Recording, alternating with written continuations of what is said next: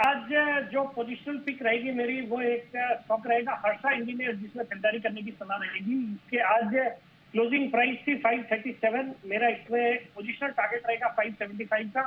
Stop loss रखना है 520 का। ये भारत की सबसे बड़ी बेरिंग केजेस बनाने वाली कंपनी है, जहां पे इनका 50 से 60% मार्केट शेयर है। बहुत अच्छी क्लाइंट लिस्ट है, टिमकेन, शेफलर, एसकेएफ, सबको ये कैटर करती है। फिर आजकल ये सोलर ईपीसी प्रोजेक्ट भी करती है, जहां पे सरकार का फोकस है। सरकार ने रूफटॉप सोलर को बहुत बढ़ावा दिया है बजट में भी, और ऐसे आउटसाइड द बजट भी प्रधानमंत्री जी के कई बार ऐसे स्टेटमेंट्स रहे टू बूस्ट रूफटॉप सोलर। तो उस सेगमेंट में भी ये कंपनी काम कर रही है। और बाकी फंडामेंटल्स बहुत मजबूत है। हाल ही में जो तिमाही नतीजा है, उसने 36 करोड़ का पैट रिपोर्ट किया, जो पिछले साल 24 करोड़ का पैट था जून तिमाही में। और मार्जिन में भी बहुत अच्छा सुधार देखने को मिला। मुझे लगता है ये स्टॉक अच्छा करेगा। खरीदारी करने की सलाह for positional target of 575, stop loss of 520। बिल्कुल, हर्षा इंजीनियरिंग को खरीदारी की सलाह है। ये तो बात हुई पोजिशनल की। लॉन्ग टर्म के लिहाज से क्या राय रहेगी आपकी?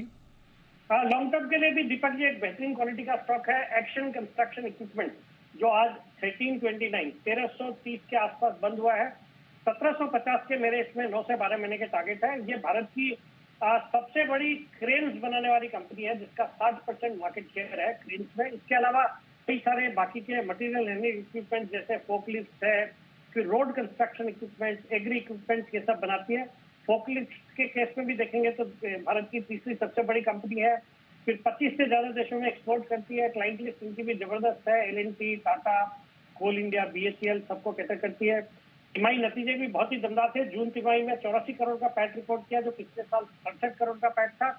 और अच्छी खासी ऑर्डर बुक। और हाल ही में शुक्रवार के दिन भी इनको मिनिस्ट्री ऑफ डिफेंस से अच्छे खासे ऑर्डर्स मिले हैं, 285 तो स्पेशल फोकलिफ्ट के लिए और 6 क्रेन्स के लिए। तो इस तरह का स्टॉक है। मुझे लगता है ये लॉन्ग टर्म में अच्छा करेगा। यहाँ पे खरीदारी करने की सलाह। और मेरा इसमें लॉन्ग टर्म का टारगेट है 1750 रुपए। 1750 रुपए का टारगेट है। लॉन्ग टर्म मतलब क्या ड्यूरेशन सर? 9 से 12 महीने में। 9 से 12 महीने। 9 से 12 महीने में, ठीक है।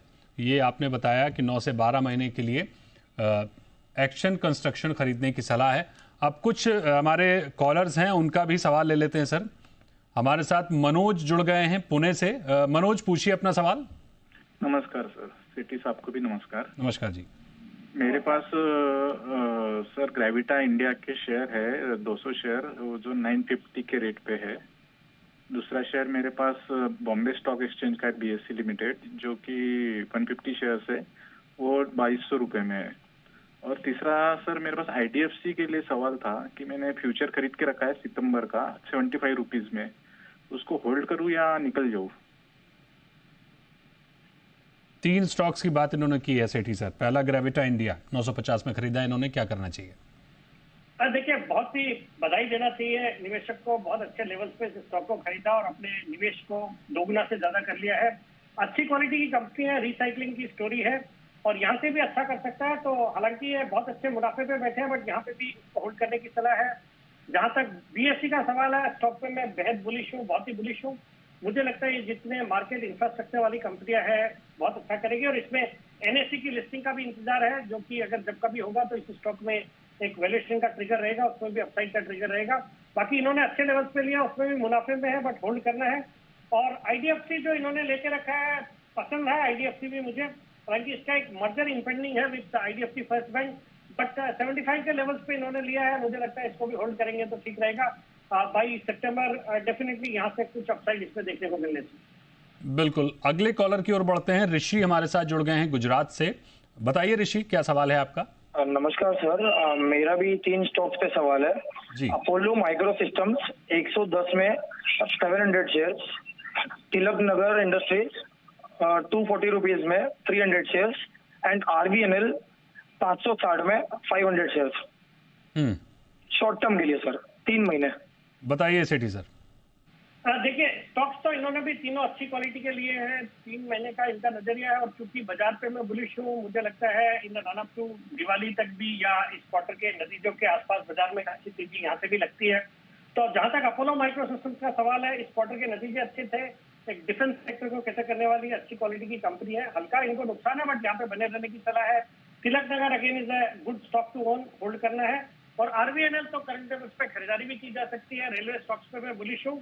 और ये कंपनी भी बहुत अच्छा कर रही है। और जिस तरह से सरकार का नए नए अनाउंसमेंट है, हाल ही में इन्होंने नए मेट्रो प्रोजेक्ट की भी बातें करी है, प्लस रेलवे पे अच्छा खासा फोकस है, जहाँ पे कई सारे वंदे भारत ट्रेन वगैरह को भी इंट्रोड्यूस करेंगे। तो आरबीएनएल के लिए फ्यूचर प्रॉमिसिंग लगता है और आने वाले 3 महीने में भी यहाँ से अच्छे अपसाइड हो सकते हैं, तो होल्ड करना आरबीएनएल को। बिल्कुल। अगले कॉलर हमारे साथ जुड़ गए हैं आशीष कोलकाता से। आशीष, पूछिए अपना सवाल। नमस्कार जी दीपक जी। नमस्कार रेड्डी सर। साहब गले लागू। हाँ नमस्कार, गले लागू। रेड्डी साहब एक सवाल है शिपिंग इसमें कोचीन, गार्डन रीच, मजगांव डॉक, शिपिंग कॉर्पोरेशन, ये अभी रखना है या छोड़ देना है? और दूसरा सवाल है आपका डीएलएफ में थोड़ा सा नुकसान में हूँ, होल्ड रखूं? 907 रुपया में खरीदारी है। देखिए जहां तक डीएलएफ का सवाल है, डेफिनेटली होल्ड करिए। एक रियल एस्टेट सेक्टर की लीडिंग कंपनी है और पिछले कुछ सालों में बैलेंस शीट को अच्छे से सुधारा है और आपने जिन निवेश पे लिया है, हालांकि थोड़ा बहुत नुकसान है, बट मुझे लगता है अगर समय देंगे तो डेफिनेटली इसमें अच्छे खासे मुनाफे में रहेंगे, तो होल्ड करना है। बाकी जो शिपिंग स्टॉक्स की आप बात कर रहे हैं, कई बार आप इस प्रोग्राम में जुड़ते हैं और बार बार मेरी यही राय रहती है कि सभी स्टॉक्स अच्छे हैं और इनके लिए फ्यूचर भी ब्राइट है। प्लस जिस तरह से आजकल इनको एक्सपोर्ट के भी ऑर्डर्स मिलने लगे हैं, मुझे लगता है they will continue to do well. चाहे वो गार्डन रिच है, चाहे वो कोचीन शिपयार्ड है, मजगांव डॉक है, DRSC, they will suddenly do well. तो आप होल्ड करिए और एक बार 6 महीना साल भर के लिए इनको भूल जाइए। I think they would give you substantial upside even from the current level. तो उम्मीद है आशीष आपको अपने सवाल का जवाब मिल गया होगा। अगले कॉलर हमारे साथ दिनेश जुड़ गए हैं हिमाचल प्रदेश से। दिनेश, पूछिए अपना सवाल। सर मेरे पास एनएचपीसी है 85 पे है 300 शेयर और पीएनबी भी 85 पे है 400 शेयर। बताइए सेठी सर। देखिए आजकल जो निवेशक है जी बिजनेस देख के सब स्मार्ट हो गए, अच्छी क्वालिटी के स्टॉक्स में निवेश करते हैं। ये भी दोनों अच्छी क्वालिटी के स्टॉक्स है। NHPC renewable energy hydro power पे है और अच्छा कर रही है ये कंपनी और फ्यूचर भी अच्छा लगता है। जिस तरह से सरकार का भी फोकस है रिन्यूएबल एनर्जी पे, 100 गीगावाट तक कैपेसिटी ले जाने का प्रोग्राम है। एनएचपीसी विल डू वेल, तो एनएचपीसी होल्ड करना है। और पीएनबी भी with in the public sector banking space, हालांकि थोड़े दिन पहले कुछ गिरावट आई थी, बट इन्होंने बहुत अच्छे लेवल्स पे लिया है, वहां से अच्छे प्रॉफिट्स में बैठे हैं, बट यहाँ पे भी होल्ड करना चाहिए। मुझे लगता है आज भी जिस तरह से बैक एंड में बैंकिंग स्टॉक्स में खरीदारी हुई है, I think we will see some good times ahead for the banking stocks as a whole. और पब्लिक सेक्टर बैंकिंग स्पेस में State Bank of India, PNB, Bank of Baroda, Canara Bank are my favourite, तो hold करना है PNB को। PNB को भी hold करना है। अगले कॉलर हमारे साथ जुड़ गए हैं पंकज अहमदाबाद से। पंकज, पूछिए अपना सवाल। सर आपको नमस्ते, विकास सर को भी नमस्ते। नमस्कार जी। मुझे बॉम्बे डाइंग और रैलीज इंडिया के करंट भाव से पोजीशन परचेज करना है, तो कर सकता हूं कि नहीं, वो एक जानना था सर। बताइए सिटी सर। देखिए जहां तक बॉम्बे डाइंग का सवाल है, हाल ही में एक अच्छी तेजी हुई है, बट ये स्टॉक भी खबरों में था। इनकी जो एक लैंड की डील हुई थी सुमिटोमो रियल्टी जापान के साथ, तो उसके भी जो सेकेंड ट्रांच का जो पैसा था वो भी इनके पास आ गया है। अब कुछ ज्वाइंट डेवलपमेंट करेंगे और इनके पास काफी सारी और लैंड बैंक है, तो मुझे लगता है ये स्टॉक भी अच्छा करेगा। आप इसको बिल्कुल यहाँ पे भी ले सकते हैं। एक स्टैगर्ड रूप में बाइंग करने की सलाह रहेगी। मुझे लगता है करंट लेवल्स पे थोड़ा ले लीजिए और थोड़ा आप इंतजार करिए, अगर कुछ गिरावट आती है तो वहाँ पे एवरेज कर सकते हैं, बट ओवरऑल करंट लेवल से भी यहाँ मुझे लगता है अगर आपका साल भर का नजरिया है तो अच्छे अपसाइड यहाँ पे देखने को मिलेंगे। Reliance India again Tata group की कंपनी, जहाँ पे केमिकल फर्टिलाइजर्स वाली कंपनी है, स्टॉक अच्छा कर रहा है। करंट लेवल्स पे अगेन इसमें भी होल्ड करने की सलाह और गिरावट में खरीदारी करने के मौके ढूंढें।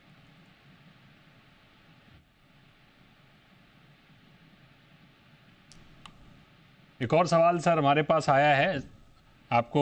अरुण हमारे साथ जुड़ गए हैं। अरुण पूछिए अपना सवाल। सर नमस्कार। नमस्कार जी। विकास जी सर को भी नमस्कार साहब। हेलो। हाँ जी नमस्कार, बोलिए सर। नमस्कार। नमस्कार सर। नमस्कार। हाँ सर, मेरे पास 3 शेयर हैं। एक तो है ये अपने कैनरा बैंक, एक एस्टेडम और एक टाटा टेक्नोलॉजी।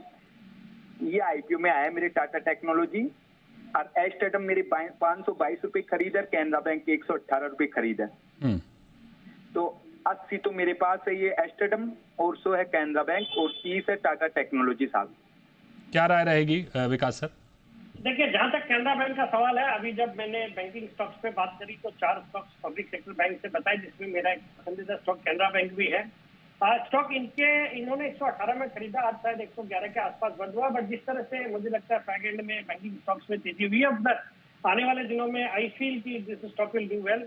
ये भी अपने रिसेंट हाइट से, स्प्लिट के बाद जो इससे हाइट लगाए थे वो 130 के आसपास के हाइट थे, वहां से करेक्ट अच्छा खासा करेक्ट हुआ। बट मुझे लगता है यहाँ से अच्छा साइड देखने को मिलेंगे और इनके भाव भी आएंगे, प्रॉफिट भी होगा, तो होल्ड करना है। एस्टरडीएम अगेन ये हॉस्पिटल वाली कंपनी है, बहुत ऊंचे लेवल्स में लिया है, अभी 400 के आसपास ये स्टॉक आ गया। बट यहाँ पे मुझे लगता है होल्ड करना चाहिए, यहाँ से अच्छा साइड रखते हैं। और जहां तक टाटा टेक्नोलॉजीज का सवाल है, आईपीओ पे आया हुआ है इनको, उसके बाद हमने इसमें 1400 तक के लेवल्स देखे हैं, बट वहां से अच्छा खासा करेक्ट हुआ है। बट जिन लेवल्स पे ये स्टॉक है, एक बेहतरीन क्वालिटी की कंपनी है जो ऑटो सेक्टर को डिजाइनिंग वगैरह में मदद करती है, मुझे लगता है ये स्टॉक अच्छा करेगा। फिर आजकल इन्होंने एजुकेशन सेक्टर में भी फोरे किया और कई स्टेट गवर्नमेंट के साथ एजुकेशन सेक्टर में भी काम कर रही है। तो टाटा ग्रुप की एक बेहतरीन कंपनी, लॉन्ग टर्म बहुत अच्छा लगता है। आप अपना नजरिया समय का बढ़ाइए इन्वेस्टमेंट का, और हालांकि आपके नीचे लेवल्स पे आया हुआ है आईपीओ का स्टॉक है, बट होल्ड करना चाहिए। मुझे लगता है ये अपने पुराने हाइट के ऊपर जाएगा ये स्टॉक, आपको साल भर का नजरिए से इसको होल्ड करना चाहिए। बिल्कुल, तो ये हमारे कॉलर्स को जवाब